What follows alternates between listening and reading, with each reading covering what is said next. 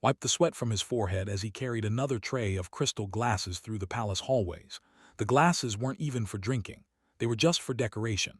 That's how fancy this whole event was. The Galactic Council Summit happened once every 50 years. Leaders from thousands of planets came to the Empire's palace. The palace was massive, made of some kind of crystal that changed colors. Had worked here for 2 years and still got lost sometimes. "You're going to drop those," said as she walked past him with her own tray. She was his friend, another human who worked in the kitchens. "I've got it," replied, adjusting his grip. "How many more trips do we have?" "At least 20. They want everything perfect for the ceremony," shook her head. "I don't even know what half this stuff is for." Didn't either. Humans were still new to the galactic community. They'd only made contact with aliens 15 years ago. Since then, a few thousand humans had left Earth to work on other planets. Most of them did simple jobs like cooking, cleaning, carrying things. The other species had powers humans didn't have. They could read minds, they had super strength, they could see in the dark and move through walls. Humans were just normal, so they got normal jobs. "Did you hear about the broadcast?" asked quietly as they walked. "What broadcast?" "The whole summit is being shown live across every galaxy. It's tradition, something about transparency and trust." Looked around to make sure no one important was listening. "Apparently, 10 billion species are watching right now." Whistled softly, "Glad I'm just in the background then." They reached the grand hall where the ceremony would happen. The room was enormous. The ceiling was so high couldn't see the top. Hundreds of alien dignitaries sat in floating chairs. Some breathed underwater in special tanks. Others were just clouds of gas. Some looked almost human. Others looked like nothing could describe. At the center of it all was Emperor. He was tall, nearly 8 feet, with silver skin that seemed to glow. His species, they ruled this part of the galaxy. They were powerful telepaths. The Emperor could read the thoughts of everyone in the room at once. "Set the glasses on table 47, a supervisor said. His name was the High Chancellor. He was like the Emperor but not as tall. He looked at like he was looking at a bug. "And try not to make noise. The ceremony begins in 5 minutes. "Yes, sir," said he, and carefully placed their trays on the assigned tables. The tables floated in the air, held up by technology didn't understand. The ceremony started right on time. Emperor stood at a raised platform. Behind him was a massive screen showing his face to everyone in the hall. Knew that same image was being broadcast to billions of planets. The Emperor began speaking in his own language. His earpiece translated it to Korean. Something about peace and unity. All the usual stuff leaders said. And stood against the wall with the other servants, waiting. They might be needed to bring more decorations or clean up if something spilled. Mostly, they just had to stand still and be quiet. "I'm so bored," whispered back. Then it happened. A bright flash of light came from the ceiling. Eyes hurt from the brightness. He heard screaming, then a sound like thunder but much louder. An explosion. The blast threw backward. He hit a wall hard. His ears were ringing. He couldn't hear anything except a high-pitched whine. Smoke filled the hall. Pieces of the crystal ceiling were falling down like deadly rain. Tried to stand up but fell. His leg hurt. He touched it and his hand came back bloody. Not too bad, he thought, just a cut. Around him was chaos. Aliens were running in every direction. Some were flying. Others were teleporting away in flashes of light. The floating chairs were crashing to the ground. Water from the underwater tanks was flooding the floor. Through the smoke saw bodies. The Imperial Guards, the soldiers who protected the Emperor, were lying still. Their armor was broken. They weren't moving. Then saw Emperor. The Emperor was on the ground, pinned under a massive piece of the crystal ceiling. The piece had to weigh 1,000 pounds, maybe more. The Emperor was trying to move it with his mind, could do that, but nothing was happening. Blood, silver like his skin, pooled around him. Looked around. Everyone else was running away or already gone. The hallway exits were filling with smoke. Parts of the ceiling were still falling. He should run, that's what his brain told him. Get out, save yourself. But his legs carried him toward the Emperor instead. "Are you crazy?" Grabbed his arm. She was bleeding from her forehead. "We need to leave." "He's hurt," said. "He's the Emperor, his guards will come." "The guards are dead," pulled his arm free. "There's no one else." "Then leave him, we're just servants." His voice was panicked. "The building is coming down." Looked at, then at the Emperor, then at the exits filling with fire and smoke. "Go," he said to, "I'll be right behind you." Stared at him for a long second. Tears ran down her face, mixing with the blood. "You're an idiot," she said. Then she turned and ran. Ran to the Emperor. Up close he could see how badly hurt was. His leg was crushed under the crystal. His breathing was shallow. The Emperor's eyes opened. They were golden like the sun. They looked at with confusion, then felt something in his mind. Not words exactly, more like feelings. The Emperor was trying to speak telepathically, but was human, he couldn't hear it. "I'm going to get you out," said. He didn't know if the Emperor understood Korean. Just hang on." The crystal piece was too heavy to lift, looked around frantically. There had to be something he could use, a lever, a tool, anything. More of the ceiling fell, a piece missed by inches. He didn't have time to find tools. He had to move the Emperor now. Grabbed the Emperor under the arms and pulled. Screamed, a sound unlike anything it heard. But the Emperor's leg came free from under the crystal. It looked bad, really bad. "Okay," said, more to himself than the Emperor. "Okay, we can do this." The nearest exit was blocked by fire. The other exit was across the hall, through falling debris and smoke. Looked at Emperor. The alien was 3 times his weight and couldn't walk. "This is going to hurt," said. Then he lifted the Emperor onto his back and started walking. The Emperor was heavier than expected, much heavier. Every step felt like his legs might give out, but he kept moving. The smoke was thick now, pulled his shirt over his nose and mouth to breathe. It didn't help much. His eyes burned. His lungs felt like they were on fire. "Where are we going?" a voice said in his ear. Almost dropped the Emperor.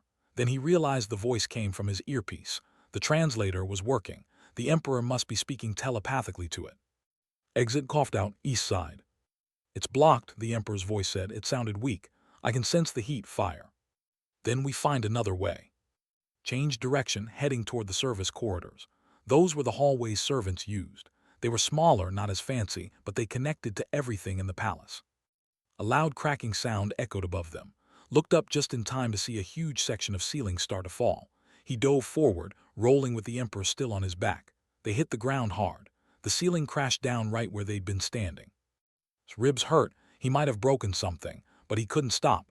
He pushed himself to his feet and lifted the Emperor again. "Leave me," the Emperor's voice said in his ear. "You'll die if you stay." "Not leaving anyone," said through gritted teeth. "I am Emperor of the, I command you to." "Can't hear you," lied. Translators breaking up. He felt something in his mind, not words, a feeling of amusement. Even in pain, the Emperor found that funny. Reached the service corridor. The door was jammed. He set the Emperor down carefully against the wall and pulled at the door. It wouldn't budge. "Come on," muttered. He braced his feet and pulled harder. The muscles in his arms screamed. The cut on his leg opened wider, bleeding more. The door moved an inch, then another. Finally, it slid open enough for them to fit through. Lifted the Emperor again. His back was on fire, every muscle hurt. But he'd carried flour sacks in the kitchen that weighed almost this much. He could do this. The service corridor was narrow and dark. Emergency lights flickered red. An automated voice kept repeating the same message. "Evacuation required. Structural failure imminent. All personnel must exit immediately." "Great," said. "Thanks for the help." He walked as fast as he could. The corridor seemed to stretch forever. His breathing was loud in the quiet hallway. Each breath hurt. Behind them, he heard more explosions. The palace was tearing itself apart. "How far can you walk?" the Emperor asked. Checked the corridor signs. They were in the East Wing, Section 12. The nearest safe exit was, he did the math in his head, 3 kilometers, almost 2 miles. "As far as needed," said. "That's not an answer. It's the only answer I've got." They came to a junction, 3 paths. Didn't know which one to take. He'd only been in these corridors a few times. "Left," the Emperor said. "I can sense minds that way, survivors." Went left. After a few minutes, they found a group of servants huddled in a storage room. When they saw carrying the Emperor, they all stared. "Is that," one of them started. "Emperor," said, "he's hurt. We need medical supplies." One servant with blue skin shook his head. "Communications are down. Medical teams can't reach us. The main structure is collapsing." "What about emergency kits?" "Used them already. We have wounded here too." Looked at the group. There were maybe 15 people. Some were injured. All looked terrified. "Which way is the safest exit?" asked. "There isn't one," they said. "We're trapped. We sent someone to check all the routes. Fires, collapsed walls, toxic gas. We can't get out." The others nodded, looking hopeless. Felt the weight of the Emperor on his back. Felt his own exhaustion. For a moment, just a moment, he wanted to give up. Sit down. Rest. Then he remembered something his mother used to say. She'd worked 2 jobs to support him and his sister. Came home exhausted every night but always smiled. She used to say, "When there's no way forward, you make one." "Okay," said. "Anyone have tools, rope, anything useful?" They gathered what they had: some metal bars, a piece of cable, a torn piece of fabric, not much. The ventilation shafts, said, looking at the ceiling. Are they connected to the outside? They looked up. Yes, but they're too small and 50 feet up. Small for you maybe, said. He was smaller than most species. If I can get up there, I can check if the path is clear. You're carrying the Emperor. You're injured. You can't climb 50 feet. Set the Emperor down gently, propping him against the wall. He looked at. The Emperor's golden eyes were watching him. I'll be back, said. 10 minutes. The Emperor's voice said in his ear, using his name for the first time. This is unwise. Probably, agreed. He took the metal bars and started climbing. There were pipes on the wall, cables, anything he could grab. His hands were already bleeding from carrying the Emperor. Now they bled more. Climb, grab, pull. Don't look down, climb, grab, pull. His arms shook. Twice he almost fell, but he kept going. Finally, he reached the ventilation shaft. He used a metal bar to pry open the grate. It was small, but he could fit. He climbed inside. The shaft was dark and narrow, crawled forward on his hands and knees. The metal was hot under his palms. He smelled smoke. After 20 feet, he found what he was looking for, a junction that connected to the emergency system. And beyond that, he saw light. Real light, not emergency lights. A way out. Crawled back to the grate and looked down.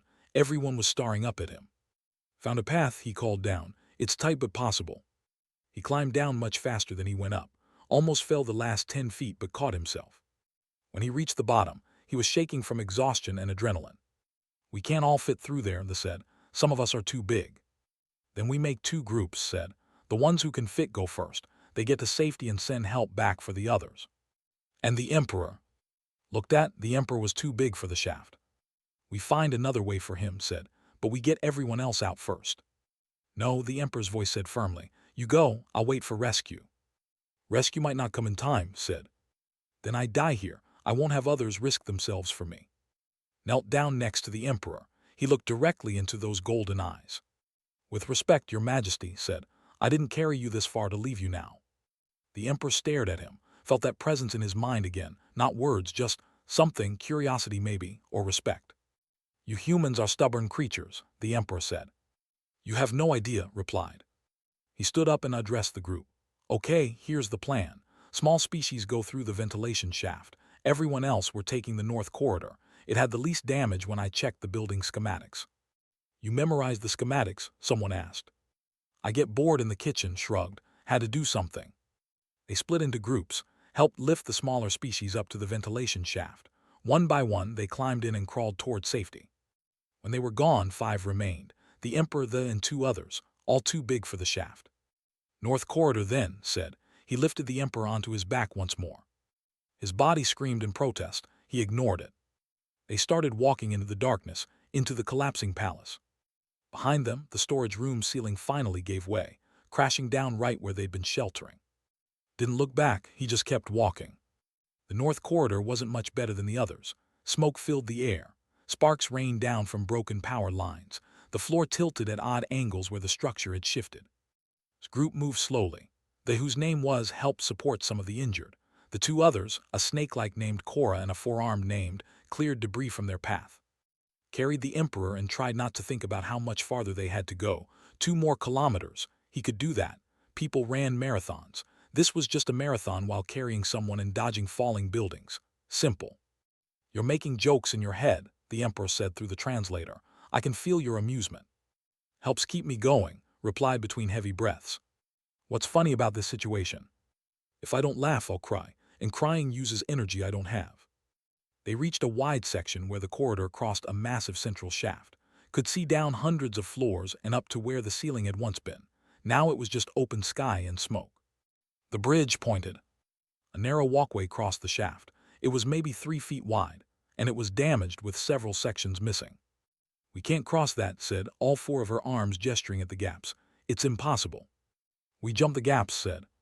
While carrying the Emperor, that's suicide. Studied the bridge. The gaps weren't huge, maybe 2 feet at most. He jumped farther playing with his nephew back on Earth. I can make it, he said. Leave me here, the Emperor said again.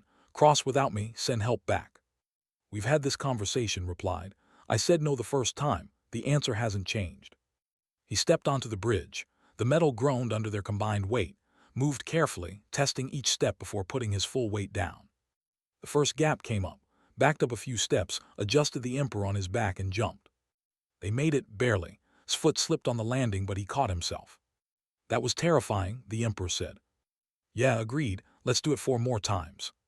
Gap by gap they crossed, each jump took everything had, his legs shook, his vision blurred from exhaustion, but he made every jump. When they reached the other side, legs finally gave out. He fell to his knees, the Emperor still on his back. Sorry, he gasped, just need a minute. The others caught up, having made the jumps themselves, helped lower the Emperor to the ground, collapsed next to him, his whole body trembling. Drink this, Cora said, offering a container of water she'd found somewhere. Drank, it tasted like metal, but he didn't care. He poured some on his hands to clean the blood off. They were torn up badly. Blisters had formed and burst. He could see raw flesh. You need medical attention, the Emperor said, looking at his hands. So do you, replied. He looked at the Emperor's crushed leg. The silver blood had stopped flowing, but the leg was twisted wrong. How bad is the pain? I've shut down most of my pain receptors, a telepathic trick. Useful, wish humans could do that. Then how do you keep going? Thought about it, stubbornness mostly, and I made a promise. To who? To myself. When I saw you under that crystal, I promised I'd get you out. I keep my promises. The Emperor studied him with those golden eyes. Your species is strange, of Earth. Yeah, we get that a lot. After 2 minutes, forced himself to stand. Every muscle protested. He felt like he'd been hit by a truck, but they had to keep moving. He lifted the Emperor again. It was harder this time. His strength was fading. They continued through the corridor. The emergency voice kept warning them to evacuate, like they weren't trying. Then they ran into a new problem. The corridor ahead was filled with green gas. It poured from a broken pipe, creating a thick cloud that filled the entire passage. That's coolant, said. Breathe it in and your lungs freeze. Can we hold our breath? Asked. It's 100 meters. Can you make it that far without breathing? Looked at the gas, then at the Emperor. How long can hold their breath? In my current state, maybe 1 minute, the Emperor replied. Humans can do 2 minutes, 3 if we're desperate. Turned to the others. Anyone have cloth, something to filter the gas? They tore strips from their clothes, wetting them with the remaining water and tying them over their faces. It wouldn't stop all the gas, but it might help. Everyone ready? Asked. They nodded. Take a deep breath on 3. 1, 2, 3. They ran into the gas. Couldn't see anything. The green cloud was too thick. He just ran forward, the Emperor on his back, hopping. He was going the right direction. His lungs started burning. The wet cloth helped, but the cold still seeped through. 30 seconds, 45. He heard someone behind him collapse. Couldn't stop to help. Had to keep going. 1 minute, his chest felt like ice. The Emperor was heavy, so heavy. Legs were jelly. Finally, he burst out of the gas cloud. He dropped to his knees, gasping. The Emperor rolled off his back, also gasping. Made it out, coughing violently. Followed, all 4 arms wrapped around her chest. But Cora didn't make it. They found her collapsed just inside the gas, ran back in, held his breath and dragged her out. But it was too late. Her scales had turned white from the cold. She wasn't breathing. Tried to revive her, pressed on her chest, breathed air into her lungs. Nothing worked. Closed his eyes. He'd been focused so much on the Emperor that he hadn't thought about the others, and now someone was dead because of his plan. This isn't your fault, the Emperor said quietly. Feels like it is. She chose to follow, we all did. Death in service is honorable. She shouldn't have had to die at all. They sat in silence for a moment, then stood up. We honor her by finishing what we started. She'd want us to survive. He was right, sitting here wouldn't help anyone. Stood once more. His body was past exhausted. He was running on something else now, well maybe, or stupidity, hard to tell the difference. He reached down to lift the Emperor, but his hands couldn't grip anymore. They were too damaged. I can help, said. She used 2 of her arms to support the Emperor while carried him. It made the weight easier. They walked on, didn't know how much farther. Time had stopped meaning anything. There was only the next step and the step after that. They passed through rooms didn't recognize, storage areas, machine rooms, once a beautiful garden that was now on fire. Almost there, said, checking a wall display that somehow still worked. 500 meters to the east emergency exit. 500 meters, could do that, he'd come this far. Then the floor beneath them gave way. They fell into darkness, sliding down into a lower level, tried to protect the Emperor with his body as they tumbled. They hit the bottom hard. His head cracked against something. Stars exploded in his vision. He tasted blood. Everyone alive, called out. Groans answered him. Yes, alive, broken maybe, but alive. Sat up slowly. They were in the basement levels now, far below where they needed to be. The fall had been maybe 30 feet. The Emperor was unconscious, checked his breathing, still alive. The silver blood was flowing from his leg again. We need to go up, said, pointing at the hole they'd fallen through, but I don't see how. The walls were smooth metal, no handholds, no stairs, just a straight shaft going up. Looked around the room, old equipment, pipes, cables, the remnants of some kind of machinery. We make a ladder, he said. They worked together, using pieces of metal and cable to create a makeshift climbing structure. It took 20 minutes. 20 minutes they didn't have, but finally it was done. When first testing it, it held.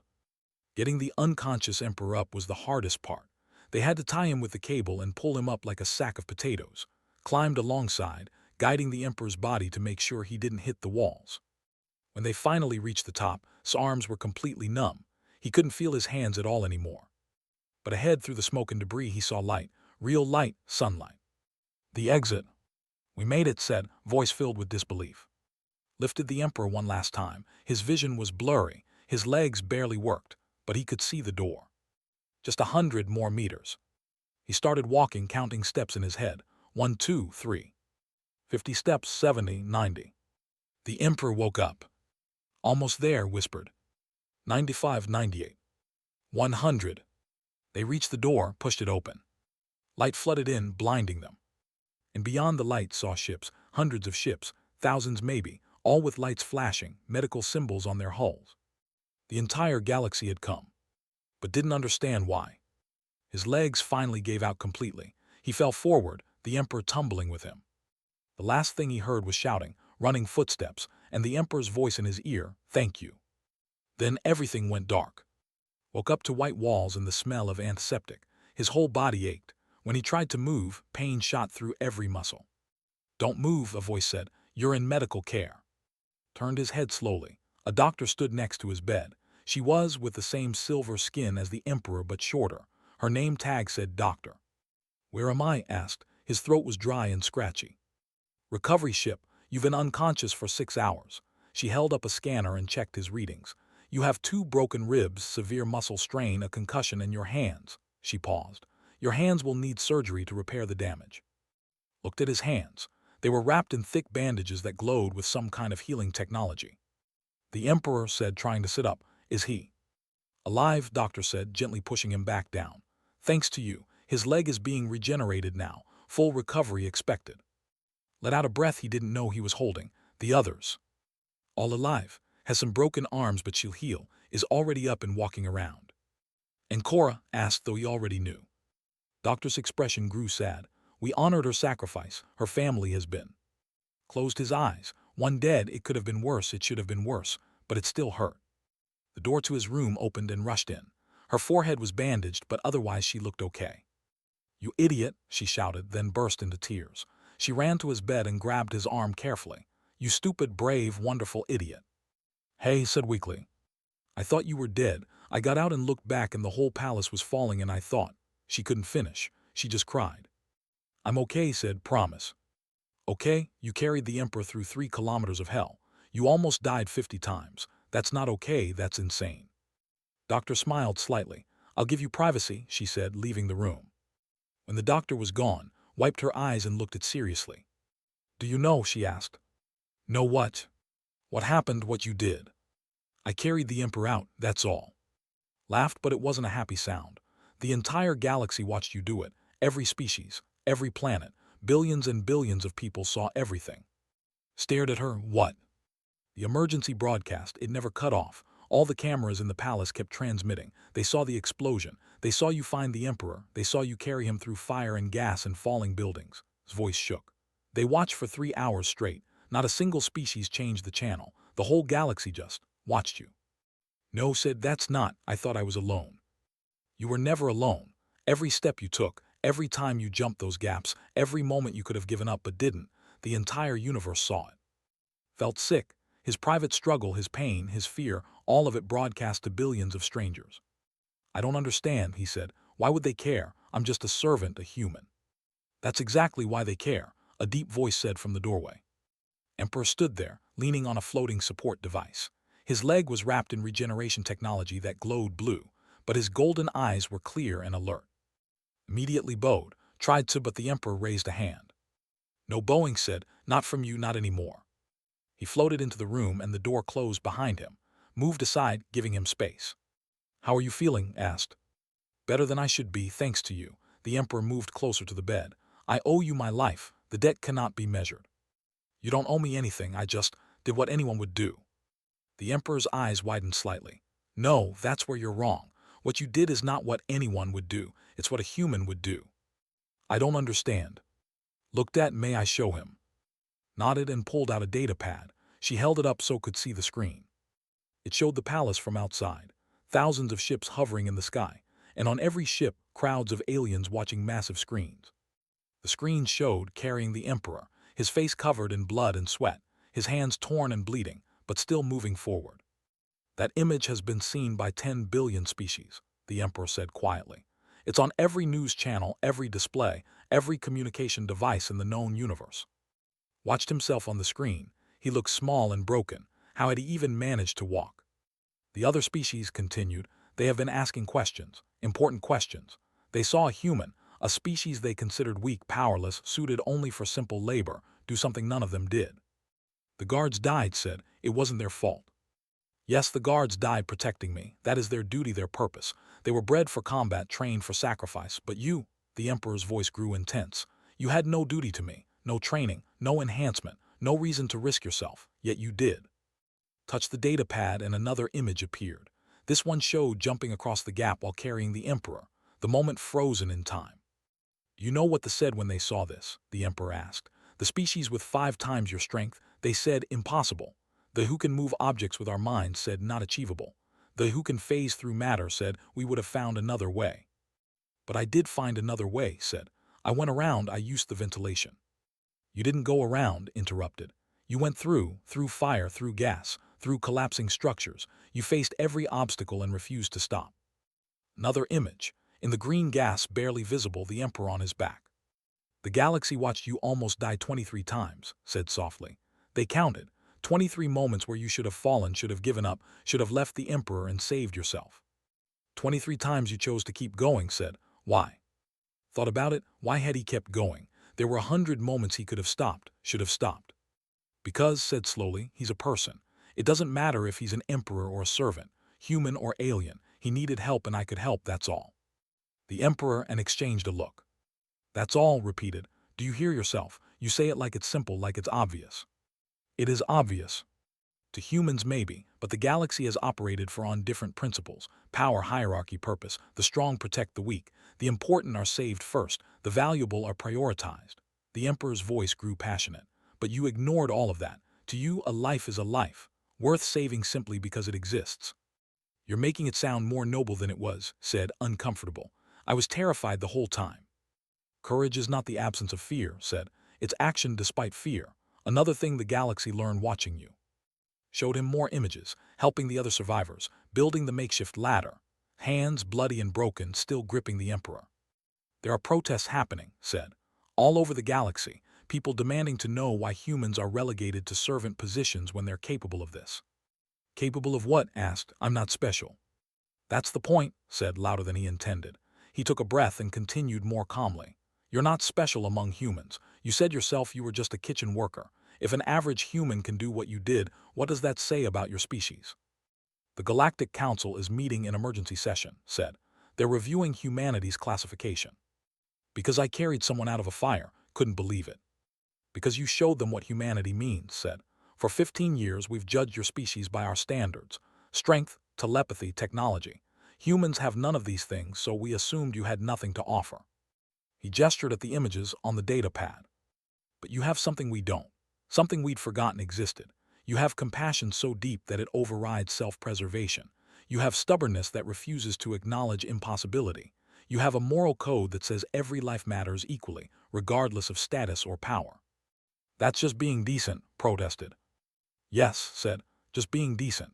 Imagine what the galaxy could be if every species operated on that simple principle. Looked at the images of himself. That broken, bleeding person carrying an alien emperor through hell. He still couldn't quite believe it was real. What happens now? He asked. Smiled, now of Earth, the galaxy wants to meet you. 3 weeks later stood in front of a mirror adjusting his collar. He still wasn't used to fancy clothes. The formal suit felt too tight, too stiff. He preferred his kitchen uniform. You look good, said. She stood next to him, also dressed formally.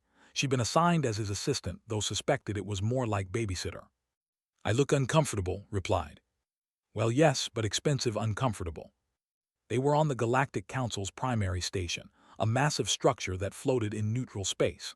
Representatives from 10,000 species were gathering for an emergency session, and was supposed to address them. The thought made him want to throw up. I don't know why I have to speak, said. The Emperor can explain what happened. The Emperor already spoke. Now they want to hear from you, straightened his collar. Besides, you're kind of famous now, might as well use it. Famous was an understatement. Couldn't go anywhere without being recognized. Aliens stopped him for photos. Children asked for autographs. News crews followed him constantly.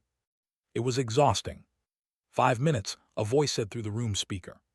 Took a deep breath. His hands were still wrapped in bandages, though the doctors said they were healing well. The scars would be permanent. Every time he looked at them, he remembered that day. Appeared at the door. That had become something like a friend over the past weeks. Ready? Asked. No, said honestly. Good, means you'll be honest up there. They walked through corridors filled with alien dignitaries. Everyone stopped to stare at. Some nodded respectfully. Others whispered behind their hands or tentacles or whatever appendages they had. The council chamber was enormous, circular, with thousands of seats rising in tiers around a central platform. Every seat was filled. Had never seen so many different species in one place. At the center of it all stood Emperor. His leg had fully healed. He looked regal and powerful, every bit the ruler of an empire. When entered, the chamber fell silent. Thousands of eyes, in every color and configuration imaginable, turned to look at him. That's my cue to leave, muttered Tu. Too late, she whispered back, giving him a gentle push toward the platform. Walked to the center. His footsteps echoed in the quiet chamber. He stood next to the Emperor, feeling very small. Spoke first, his voice amplified to fill the chamber. Honored council members, 3 weeks ago an attack on my palace resulted in severe casualties. My guards died protecting me. The structure collapsed. I should have died that day. He paused, letting that sink in. But I didn't die. Because a human servant, with no duty to me, with no training for combat or rescue, chose to carry me 3 kilometers through a collapsing building, chose to risk his life repeatedly to save mine. Turn 2, the galaxy watched this happen, and now we must address what it means. A council member stood. She was tall and imposing. Emperor, we respect your gratitude, but one act of heroism does not change humanity's classification. They remain a Class 7 species. Limited physical abilities, no psionic powers, minimal technological advancement. I agree, said, surprising everyone. One act doesn't change their classification. He gestured to the massive screens around the chamber. Images appeared, helping the other survivors, building the ladder, jumping the gaps. But it should make us question how we classify species at all, continued. We measure strength, telepathy, technology. We assume these things determine value, but showed us something we'd forgotten to measure. Another council member stood. This one looked like a floating cloud of light. Its voice came through translators. And what would that be? Character, said simply. Compassion, determination, the refusal to abandon another being in need regardless of cost. The chamber erupted in discussion. Some members nodded, others argued. The noise grew louder. Raised his hand, and the chamber quieted again. I've asked to speak, the Emperor said, to explain in his own words why he did what he did. Every eye turned too. He felt his heart racing. Public speaking had never been his strength. He started, hi. Smooth, he thought, very diplomatic. He cleared his throat and tried again. I'm not good at speeches. I'm just a cook, or I was a cook. I'm not sure what I am now. A few alien species made sounds that the translator identified as laughter. When I saw the Emperor trapped, continued, I didn't think about classifications or species or any of that. I just saw someone who needed help, and I could help, so I did. But why risk yourself? The cloud being asked. By your own admission, you're no warrior, you could have died. Yeah, I could have, agreed. Probably should have, actually. I'm not strong or special. I got lucky a lot. He looked down at his bandaged hands. But leaving him would have been wrong. I don't know how else to explain it. Where I come from on Earth, we have a saying. If you can help, you help. It's that simple. Nothing is that simple, a reptilian council member said. Maybe it should be, replied. Maybe we've made things too complicated. We worry about hierarchies and power and who's more important than who, but in that moment none of that mattered. There was a person who needed help, that's all. He gestured around the chamber. You all have amazing abilities. You can read minds, lift objects with your thoughts, phase through walls. Humans can't do any of that. We're weak compared to most species here. But we have something else. We have this stupid, stubborn belief that every life matters. Emperor or servant, strong or weak, it doesn't matter. A life is a life. The chamber was completely silent now, had everyone's attention. You classified us as Class 7 because we don't have powers, said. But maybe you're measuring the wrong things. Maybe the real power isn't in muscles or telepathy. Maybe it's in choosing to care about others, even when it's hard, even when it's dangerous, even when there's no logical reason to do it. A small, mouse-like council member stood. You're suggesting we reclassify humanity based on moral philosophy. I'm not suggesting anything, said. I'm just saying what I think. You asked me to speak, so I'm speaking. He looked directly at the mouse being. Humans aren't perfect. We make mistakes. We fight with each other. We mess up all the time. But we also help. We see suffering and we want to stop it. We see someone in trouble and we step in. That sounds naive, the reptilian member said. Maybe, agreed. But I carried an emperor through a collapsing building, so my kind of naive seems to work okay. More laughter from various species, even smiled. Took a breath, time for the real point. But I didn't come here to talk about my heroism or whatever. I came to make a request. Speak, the council leader said. When you revise humanity's classification, if you revise it, I want you to do something else too. Change how you treat all servant class workers, any species, not just humans. Better pay, better working conditions, more respect. The chamber erupted again. Some members looked shocked, others angry. You dare make demands of this council, the reptilian member hissed. I'm asking, said calmly. I spent 2 years working in that palace. I saw how servants were treated, like furniture, like tools. We were invisible until someone needed something. He pointed at the screens showing his rescue of the emperor. You all watched me save a life. You called me a hero, but 3 weeks ago none of you knew I existed. I was just some human carrying trays. If one servant can be a hero, continued, then all servants are worth noticing, worth treating with dignity. That's my request. That's what I want in exchange for my heroic act. The council members looked at each other, stood next to, placing a hand on his shoulder in support. Finally, the council leader, an ancient being that looked like living crystal, spoke. Your request will be considered, but first, we must vote on humanity's reclassification. The vote took only minutes. When it was done, the crystal being announced, humanity is hereby reclassified as a protected species. Full rights, full council representation, full citizenship across all member worlds. Cheers erupted from some sections, protests from others, but the decision was made. Furthermore, the crystal being continued, waiting for quiet. We will implement the protocol. New regulations for all workers, ensuring fair treatment, proper compensation, and protection from exploitation. Blinked in surprise, you're nomming it after me. Your actions brought attention to the issue, the crystal being said. It's appropriate. After the session, was surrounded by congratulations and requests for interviews. Rescued him, pulling him away to a quiet corridor. You did it, she said, hugging him. You actually changed things. I just asked for basic decency, replied. Shouldn't have needed a rescue operation to make that happen. But it did, and now it's happening. Found them in the corridor, a moment. Tactfully left them alone. Multiple empires have offered you positions, said. Military leadership, diplomatic roles, even nobility. You could name your price. I'm not interested, said. I thought you'd say that, the emperor smiled. So I have a different offer. Become Earth's first official ambassador to the Galactic Council. Considered it, I'm not qualified for that. You're more qualified than you think. You understand both worlds, human and alien. You speak plainly, you're honest. And most importantly, the galaxy trusts you. What would I do? Help integrate Earth into galactic society. Make sure humans are treated fairly. Continue advocating for workers' rights. His golden eyes were serious. Be the voice for those who can't speak for themselves. Thought about it, about all the servants he'd worked with, about and in everyone who'd been invisible for too long. Okay, he said, I'll do it. 6 months later, stood in Earth's first embassy on the Galactic Council station, worked as his chief of staff, had transferred to help with security. The walls were covered with photos. One showed carrying the Emperor, the image that had changed everything. Another showed the council vote. Another showed meeting with worker advocacy groups from hundreds of species. There was a knock on his door. Come in, called. A young human entered looking nervous. "Ambassador, I just arrived from Earth. I'm supposed to start as your assistant." "Great," said, standing to shake her hand. "Have you eaten? I was about to order from the cafeteria." Looked surprised. "You eat in the cafeteria, but you're an ambassador." Smiled. "Yeah, and 6 months ago I worked in the cafeteria. The food's still good. Plus, the workers there are interesting. You learn a lot by listening to people." They walked together to the cafeteria. Along the way, aliens of every species nodded respectfully to.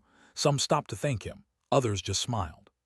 In the cafeteria, grabbed a tray and got in line like everyone else. The worker serving food, a four-armed, grinned when she saw him. "The usual ambassador?" she asked. "Yeah, thanks, Myra. An extra for my new assistant here." As they ate, asked, "Is it true, the story about you carrying the Emperor?" "Yeah," said, "it's true." "Why did you do it?" Thought about that question. He'd been asked it 1,000 times, and his answer never changed. "Because he needed help," said, "and if you can help, you help, that's all." Nodded slowly. "That's very human of you." "Yeah," agreed, smiling, "I guess it is." He looked around the cafeteria. Workers and diplomats eating together. Servants and nobles sharing tables. Species from across the galaxy talking and laughing. It wasn't perfect. There were still problems, still injustices, still work to be done. But it was better, and it would keep getting better. All because someone had been watching. All because one moment of compassion had been witnessed by billions. Finished his meal and got back to work. There were meetings to attend, reforms to advocate for, voices to amplify. But he made sure to always eat in the cafeteria, to remember where he came from, to never forget that every person mattered, from the emperor to the kitchen worker. That was the human way. And the galaxy was starting to learn.